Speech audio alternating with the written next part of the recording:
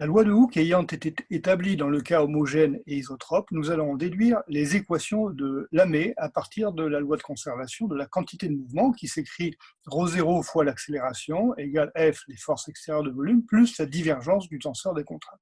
La loi de Hooke nous dit que sigma dépend linéairement de epsilon avec les coefficients lambda et mu.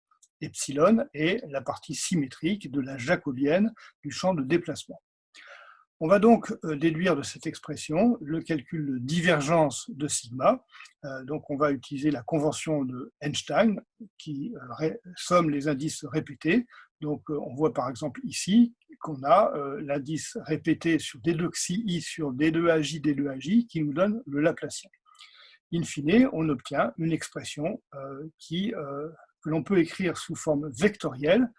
Donc, on met dans l'équation de conservation de la quantité de mouvement, donc lambda plus mu, grade de divergence de xi, plus mu fois Laplacien de xi. Ce sont les équations de Lamé, et on va leur adjoindre des conditions limites pour pouvoir les résoudre, soit de type Dirichlet, c'est-à-dire qu'on impose le déplacement sur une partie de la frontière d'un domaine oméga 0, ou de Neumann, c'est-à-dire qu'on va imposer les contraintes, les forces de surface, les forces de contact, sur une autre partie du domaine oméga 0 que l'on considère.